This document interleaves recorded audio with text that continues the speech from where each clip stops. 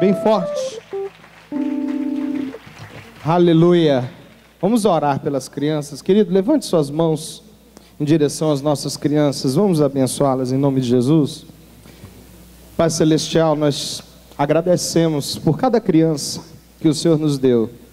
Pedimos a Tua bênção, o Teu Espírito possa repousar sobre elas e ministrar os seus corações, prepará-los para um crescimento sadio, um crescimento espiritual, no temor ao Senhor, e que a Tua mão esteja sobre eles para abençoar em nome de Jesus. Amém. Glória a Deus. Queridos, você pode tomar o seu assento. Eu peguei um papelzinho de aviso aqui e eu não sei. Tá aqui. Tá aqui. Gente, dia 14 de dezembro nós vamos ter o chá de mulheres, chamado Chá das Flores. Quantas flores nós temos aqui? Poucas flores. Quantas flores? Quantas mulheres? Diga glória a Deus. Cadê? Tá fraco. Glória a Deus. Chá das Flores, dia 14 de dezembro. E você pode adquirir o seu convite por R$25, irmã. R$25, até o dia 10 de novembro. Após esse dia, é 35, ok? Vamos fazer um chá especial de encerramento, uma rede de mulheres abençoada, né? Você que tem amigas para trazer, para poder investir na vida delas, amigas, familiares, faça esse investimento. Você pode procurar a irmã Vivian que está bem ali, e adquirir o seu convite. Faça isso já, pega o seu, já pega da sua mãe, da sua irmã, da sua tia, da sua prima, da sua amiga de trabalho. Invista, porque certamente ela vai ser tocada, vai ser impactada com essa hospitalidade incrível das mulheres, com esse chá de excelência e com essa unção que será ministrada no dia 14 de dezembro, no Chá das Flores. Chá das Flores é o tema, amém? Eu tenho um outro aviso, mas eu não me lembro. Depois eu me lembro e falo com vocês. Irmãos, vamos abrir a nossa Bíblia em Malaquias. Não é 3:10 não, irmão. Malaquias 4. Quando falo em Malaquias, já penso que é Malaquias 3:10, né? Trazei todos os dízimos. Não, Malaquias 4. Vamos abrir Malaquias capítulo 4. Quero dizer que eu estava com saudade de vocês. Estive esses 2 domingos aí fora, 12 dias. Tem gente que pensa que eu passei um mês fora. Foi só 12 dias, irmão. Pouquinha coisa. E foram momentos preciosos. Foram dias especiais, inesquecíveis, que eu estou levando para a minha vida pessoal, para a minha vida ministerial, para a minha vida familiar, para a minha vida conjugal. Eu confesso que eu não me lembro de ter sido tão intensamente ministrado como eu fui ministrado nesses dias. Eu estava precisando disso. E não apenas por uma questão de necessidade de ser ministrado, mas da necessidade de ser ministrado por algo puro, por um evangelho puro. Porque a gente às vezes se vicia, a gente ouve tanta coisa ruim, né? A gente é tão ministrado por más notícias, não é verdade? A gente ouve no Facebook notícia do pastor fulano que fez isso, que fez aquilo. Ouve no jornal que a igreja tal fez aquilo outro, e o pastor Beltrano está fazendo aquilo. E a gente vai acumulando aquelas más notícias. E a gente começa a ficar desanimado, né? A gente começa a ficar desiludido. E daqui a pouco a gente começa a cair no erro de achar que tudo é farinha do mesmo saco. E isso vai penetrando na gente de uma forma maligna e nociva. Então, ser ministrado por algo puro é importante. E ali eu fui, e ali eu recebi, e ali eu realmente fui ministrado pessoalmente. E com o tempo eu estarei ministrando aos irmãos aquilo que eu tenho recebido. E em nome de Jesus, nós temos uma missão aqui nessa cidade. Uma missão nessa selva de pedra chamada Brasília. E nosso desejo é derreter esses corações duros do brasiliense. Mas nós vamos conseguir em nome de Jesus. Quem crê nisso, diga glória a Deus. Nós vamos derreter esse coração duro do brasiliense. Não tem coração duro que resista à glória, é o fogo da presença de Deus em nome de Jesus. Malaquias 4, versículo de número 5 até o final. Todos acharam, irmãos? Eis que eu vos enviarei o profeta Elias, antes que venha o grande e terrível dia do Senhor. Ele converterá o coração dos pais aos filhos, e o coração dos filhos aos seus pais, para que eu não venha e fira a terra com maldição. Feche seus olhos. Pai Celestial, essa é a tua palavra. Nessa noite eu peço orientação, direção, instrução, que o teu Espírito conduza não somente a mim, mas a cada um que aqui está participando ativamente na orientação da tua vontade, da tua palavra. Ministra individualmente, coletivamente, cumpre tudo que lhe apraz, conclui toda a tua obra, realiza em nós, porque necessitamos da tua graça todo dia, em nome de Jesus, amém. Queridos, o texto lido aqui em Malaquias, capítulo 4, versículos 5 e 6, tem um contexto histórico. Malaquias é um profeta, era um profeta. E a profecia de Malaquias nesse texto tem uma referência absoluta, direcionada a um evento histórico que aconteceu de fato. Malaquias, que teria sido escrito 400 ou mais anos antes de Cristo, teve o seu cumprimento na vida de João Batista. Quantos conhecem aqui o profeta João Batista? Quantos já leram sobre ele? João Batista, aquele que batizou Jesus, quantos já ouviram falar dele? E o profeta Malaquias, quando cita esses versículos, está falando de João Batista. Esse profeta Elias, que já estava morto, que seria enviado antes que viesse o grande e terrível dia do Senhor, é João Batista, a qual o próprio Jesus Cristo confessa e declara, né? Em verdade vos digo que Elias já veio e era João Batista. E algumas pessoas até pensam, é reencarnação do Elias? Não, irmão. Ele veio na unção, no ministério de Elias. Ele veio na característica, ele veio na similaridade de Elias. Não tem reencarnação na Bíblia. E a verdade é que essa profecia se cumpre apontando João Batista como precursor de Jesus Cristo. E ao contrário do que muita gente fala por aí, infelizmente a gente tem uma visão errada de João Batista. Quando a gente fala de João Batista, a gente sempre imagina aquele indivíduo bruto, estúpido, um cara assim, sem empatia nenhuma, sem simpatia, né? Um cara absolutamente desprovido de graça. A gente sempre olha para o João Batista como um homem mais parecido com um homem das cavernas, um profeta louco, doido.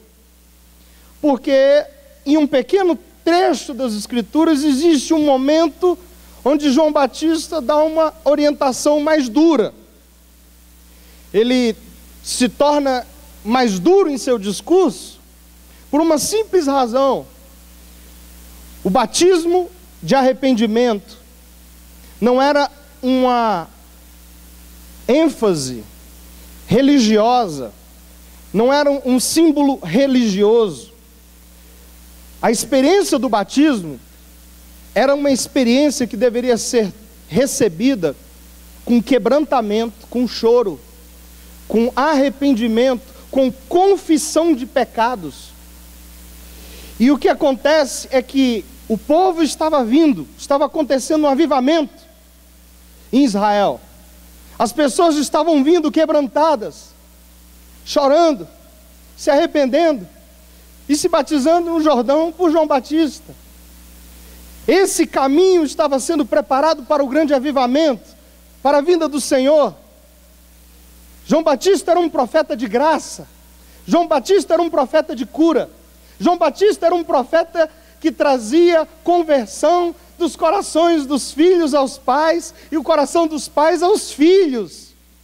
João Batista era aquele que trazia quebrantamento às pessoas, só que de repente chegou uma turma religiosa, que eram os fariseus, os escribas, um povo assim com o nariz empinado, um povo conhecedor de escritura, um povo que não se dobra, um povo de dura serviço, um povo que acha que sabe tudo.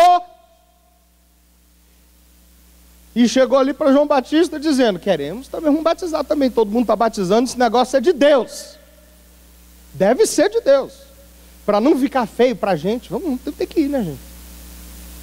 E os fariseus chegavam ali para ser batizados por João Batista. Aí João Batista subiu nas tamancas. Raça de víboras! Então a gente lembra desse discurso de João Batista, raça de víboras, e fica achando que João Batista, aonde ia, olhava para o indivíduo e falava, raça de víbora. Essa é a impressão que a gente tem. Só que segundo esse texto aqui, nós podemos agora ter uma nova impressão de João Batista. Um profeta que veio na unção do espírito de Elias, no ministério de Elias, trazendo conversão. E eu não consigo imaginar um profeta que produza conversão com dureza. Eu só consigo imaginar um profeta que produz conversão com quebrantamento, com graça, com capacidade de observar as pessoas de frente, no mesmo nível, e dizer para elas: está na hora de se arrepender, meu amigo, está na hora de mudar o caminho, está na hora de mudar a tua história, está na hora de receber a Deus na sua vida, está na hora de se converter, está na hora de receber o batismo de transformação e mudança. E de fato o que a gente vê nesse texto é que um ponto específico, que é a conversão do coração dos pais aos filhos e a conversão do coração dos filhos aos pais, para que a terra não seja ferida com maldição. O que eu quero falar é sobre isso. Eu não quero falar sobre esse evento específico que ocorreu na história, que foi um momento específico e que está sendo traduzido aqui. Eu quero falar sobre a necessidade da conversão do coração dos pais aos filhos, do coração dos filhos aos pais, como uma necessidade dos tempos modernos, uma necessidade dos dias de hoje, uma necessidade do agora, uma necessidade para que a maldição seja quebrada, uma necessidade para que o avivamento aconteça na terra, em nossas vidas.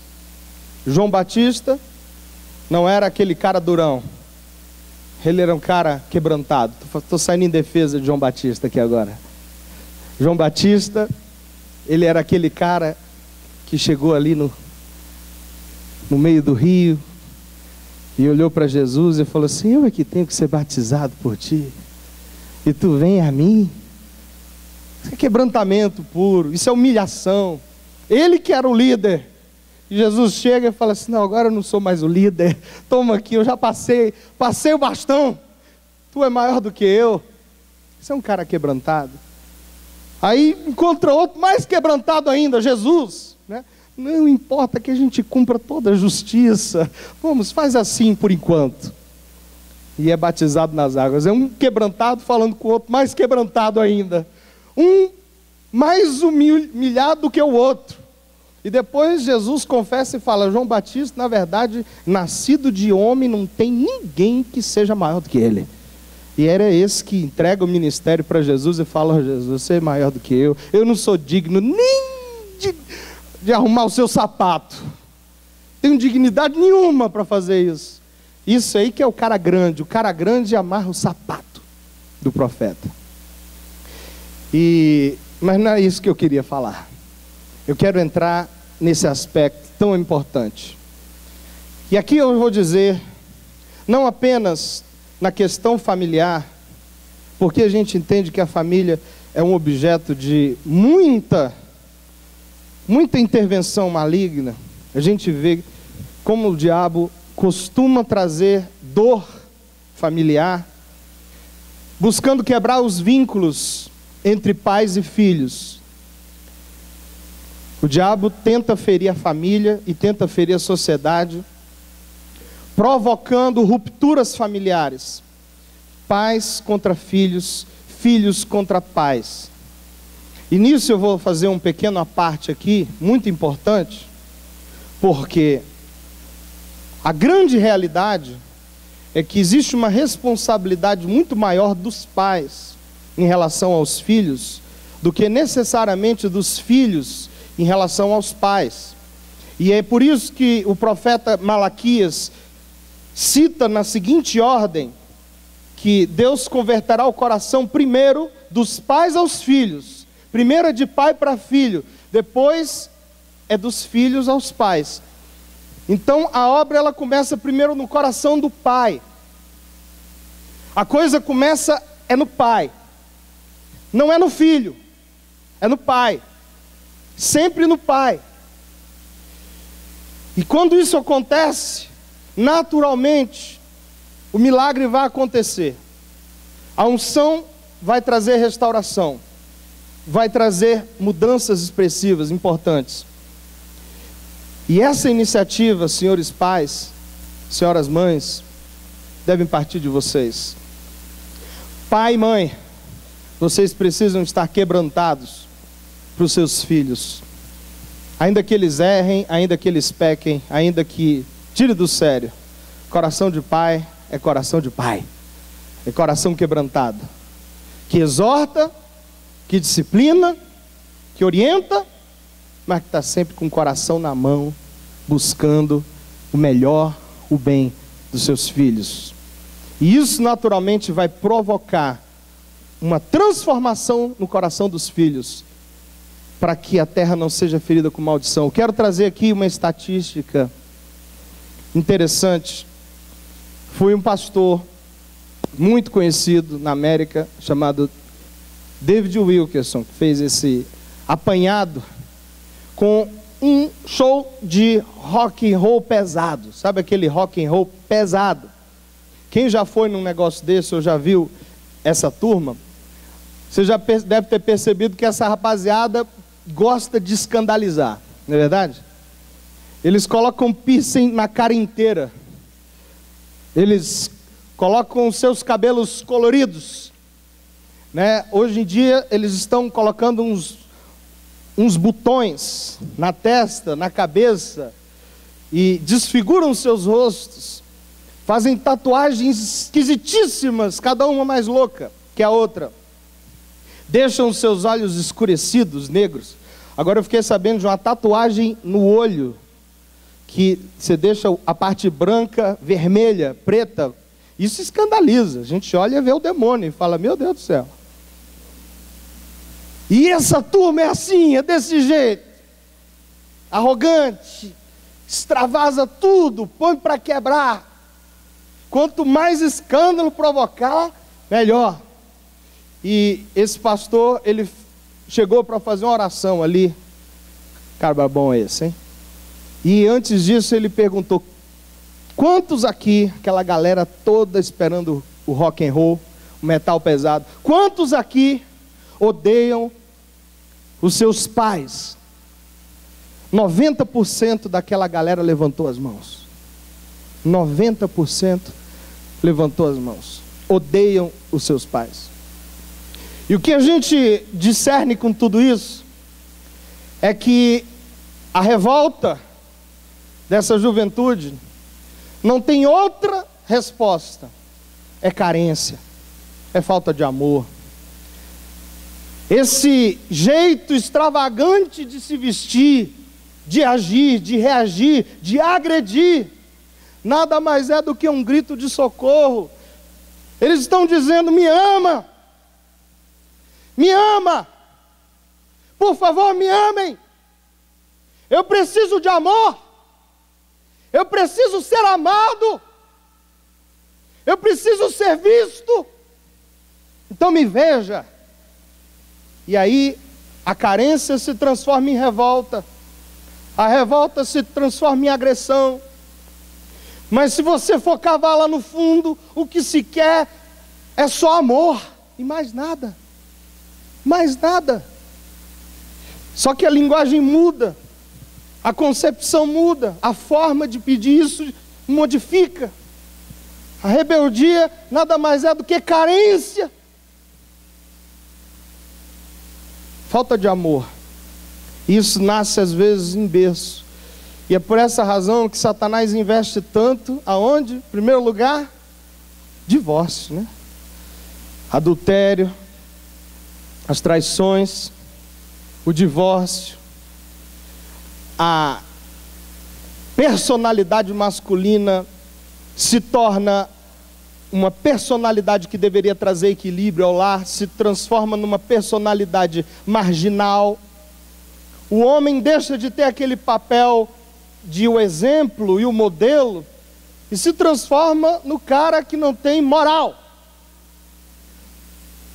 Porque ou ele é um bruto estúpido que espanca, que bate em todo mundo, ou ele é um bundão. Corta isso aí no vídeo. Que não faz nada,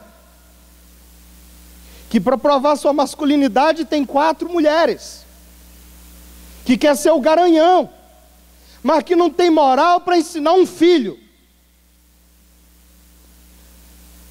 e não tem peito para amá-los, coragem para dizer: eu te amo, meu filho, vem cá, eu quero o seu bem, eu quero ver você bem, eu quero ver você crescer, eu quero investir na sua vida, eu quero que você seja um profeta, eu quero que você seja um homem de Deus. E os modelos se tornam modelos falhos, errados. E infelizmente é nesse contexto que nós vivemos, uma sociedade sem família, onde 80% das pessoas no Brasil não tem o nome do pai na certidão de nascimento. 80% dos cidadãos brasileiros não tem o nome do pai em suas certidões. E apesar de Brasília existir um contexto diferente, a gente aqui em Brasília não sabe o que é o Brasil aí fora. A gente olha pra gente, acha que está tudo bonito, mas o Brasil aí fora está somando essa estatística, essa realidade, que vai trazendo mais maldição e mais maldição ainda. E hoje eu quero falar para vocês, depois dessa pequena introdução, o papel da igreja na restauração desse modelo perdido, do cumprimento profético dessa palavra para os dias de hoje. Restauração, primeiramente, do coração de quem? Diga, pais aos filhos. E depois de quem? Dos filhos aos pais. Então vamos abrir a nossa Bíblia em João, capítulo de número 14. João, capítulo 14.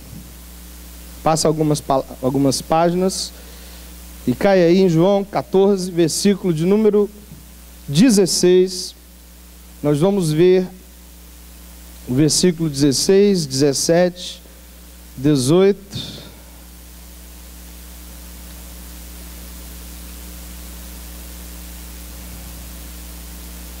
Vamos ler 16 até o 20. E eu rogarei ao Pai, e Ele vos dará outro Consolador, a fim de que esteja para sempre convosco, o Espírito da verdade, que o mundo não pode receber, porque não o vê, nem o conhece. Vós o conheceis, porque Ele habita convosco e estará em vós. Não vos deixareis órfãos, diga, não vos deixareis órfãos. Voltarei para vós outros, ainda por um pouco, e o mundo não me verá mais. Vós, porém, me vereis, porque eu vivo. Vós também vivereis. Naquele dia, vós conhecereis que eu estou em meu Pai, e vós em mim, e eu em vós. Glória a Deus. Irmãos, aqui a gente tem a referência do Consolador, que é o Espírito Santo.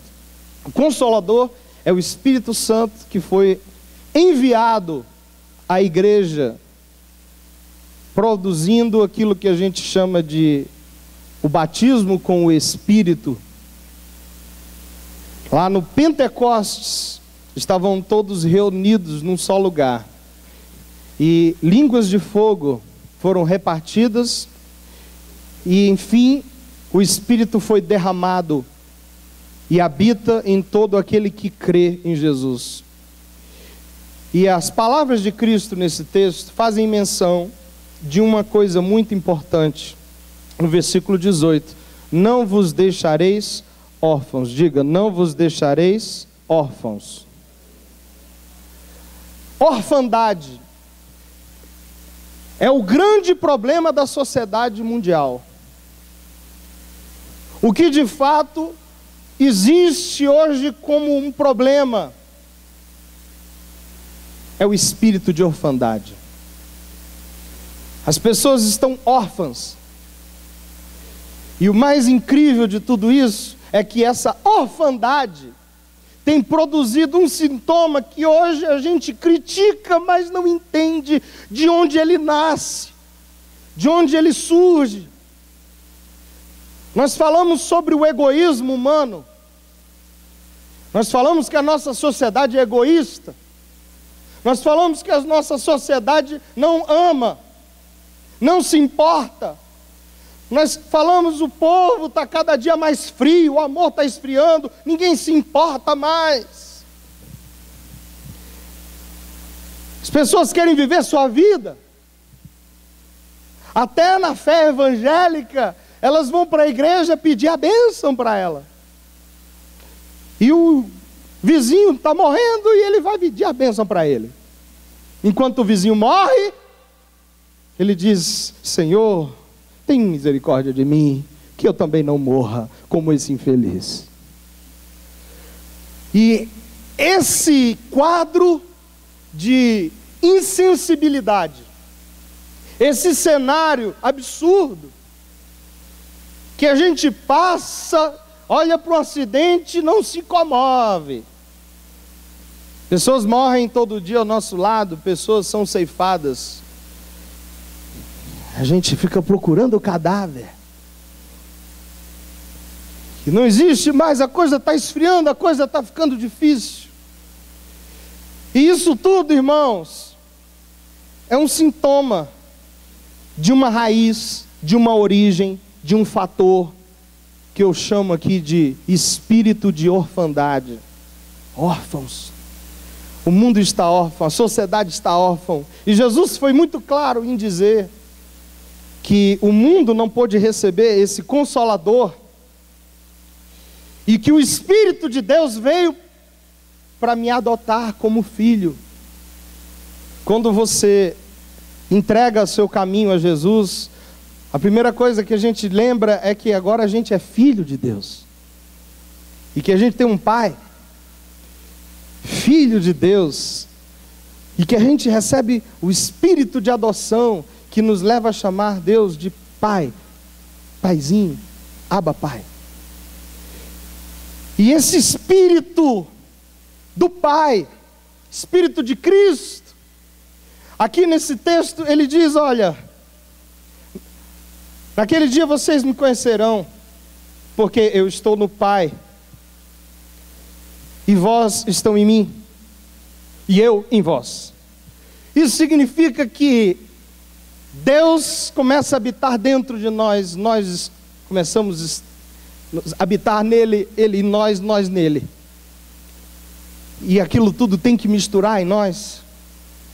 E a grande realidade é que o chamado da igreja, o chamado para a minha vida, o chamado para a sua vida, o chamado para todos nós que cremos em Jesus, que tem o Espírito Santo, é um chamado de Pai. Olhe para a pessoa que está do seu lado e diga: o seu primeiro chamado é de Pai. Quantos estão me entendendo aqui em nome de Jesus? Uma das piores coisas que pode acontecer na igreja foi a gente, por ser filho de Deus, olhar para o nosso colega, o nosso irmão em Cristo e dizer: paz do Senhor, meu irmão, somos irmãos em Cristo, né? Chega um momento que isso se torna a coisa mais hipócrita do mundo, porque irmão, sai no tapa um com o outro. É meu irmão, mas não brinca não, a gente vai sair no tapa aqui, porque você saía com seus irmãos quando era mais novo, né? Confessa, irmão, que tu saía no tapa com seus irmãos. Saía ou não saía? Eu não tive esse problema, filho único, né? Eu saía com tapa com quem? Único de pai. Único de mãe, perdão. De pai tinha uma outra penca aí. Mas o convívio era distante, então não tinha briga. Era mais amigo do que irmão, né? Tem muita gente que gosta mais dos amigos do que do irmão, porque o irmão sai no tapa. Não é verdade? Quantas vezes você já olhou para o seu grande amigo e falou assim: ô meu irmão, você é mais irmão do que meu irmão. Você é meu amigo, mas você é mais do que meu irmão. A grande realidade é que irmão não está com muita coisa não, hoje em dia. Não tem grandes vantagens de ser irmão, não é melhor ser amigo, né? E é incrível que esse sintoma entrou na igreja. E é justamente porque nós somos irmãos que a gente não se dá bem. É justamente porque você olha para o seu irmão e fala: olha lá, meu irmão, chegando tarde, né? Olha lá, meu irmão, diz que é crente. Irmão, coisa nenhuma. Crente, coisa nenhuma. Pastor, olha lá. Coisa de irmão, né? Coisas de irmão. Irmão fica se comparando. Terminei primeiro que você, cheguei primeiro que você, li a Bíblia primeiro que você. Irmão, eu batizei mais do que você esse ano. Não fala, mas pensa. Fica cheio. Irmão, essa maldição do irmão entrou na igreja. Irmão. Porque o que a gente tem que entender é que de fato somos irmãos. Somos irmãos porque somos filhos de Deus. Mas não somos irmãos no relacionamento eclesiástico. Não deveríamos ser. Nós nunca deveríamos agir com o nosso próximo como irmão. Nunca. Enquanto a igreja não recuperar a sua visão, modificar a sua forma de enxergar, nós nunca cumpriremos o chamado de Deus aqui nessa terra. Quantos querem cumprir o chamado de Deus aqui? Levante sua mão e diga: eu quero cumprir o chamado de Deus nessa terra, em nome de Jesus. Muita gente fala isso, da boca para fora, Mas eu vou dizer uma coisa: converta os teus olhos. Olhe para o seu irmão e o veja como um filho. Você pode fazer isso agora? Olhe para a pessoa que está ao teu lado agora. Se não tiver ninguém ao lado, olhe para trás, olhe para frente, olhe para os lados, olhe na transversal, na diagonal. Olhe para ele, diga: meu filho. Foi difícil, pastor, falar meu filho. Eu não falo meu filho nem para o meu filho.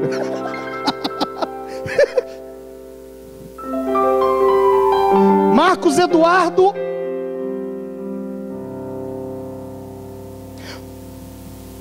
Tiago Randan, Meiredson Rodrigues, Graziela Borges, CBF Amaral. Às vezes a gente que é pai tem dificuldade até de falar, chamar os nossos filhos de filho. Olhar para o irmão do lado e falar: meu filho. Olhe de novo para outro agora e fala assim: meu filho, Deus te abençoe.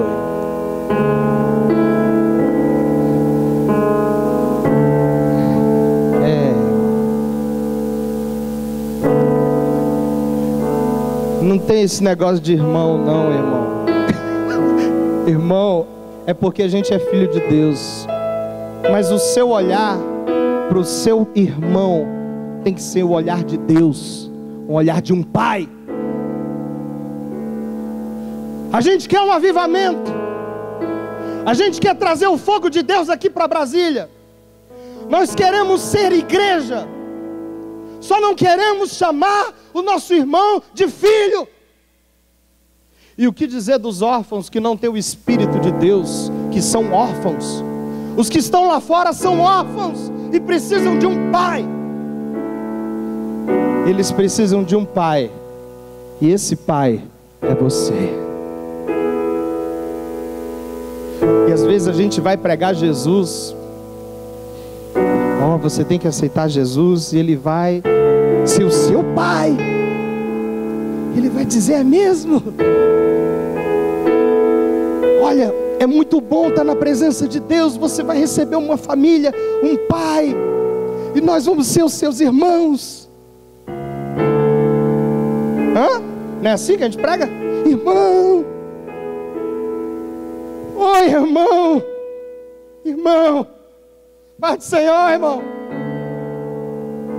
Paz. Paz de mim.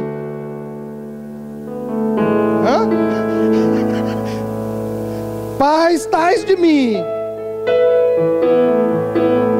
Nosso olho é de irmão e deveria ser de pai. A parábola do filho pródigo. Aquele pai que espera um desviado. Aquele pai é a igreja. Deveria ser a igreja. A gente sempre coloca aquela parábola e diz: não, esse pai é Deus.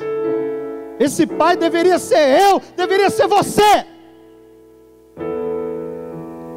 Esse pai é a igreja de Jesus. Por quê? Porque nós somos o corpo de Cristo.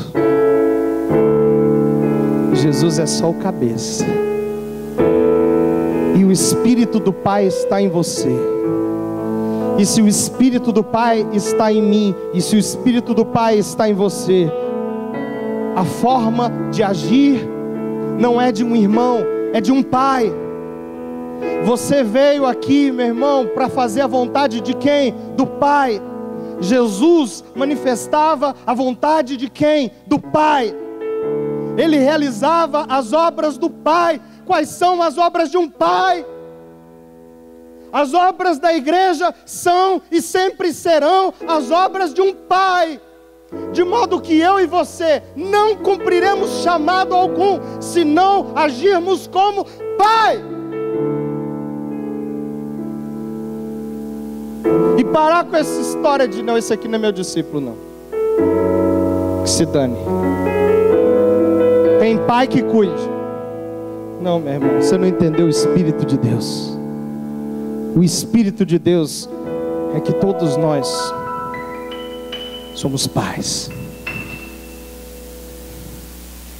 Em 2 Timóteo, capítulo 1, o apóstolo Paulo diz no versículo 1: Paulo, apóstolo de Cristo Jesus, pela vontade de Deus, de conformidade com a promessa da vida que está em Cristo Jesus.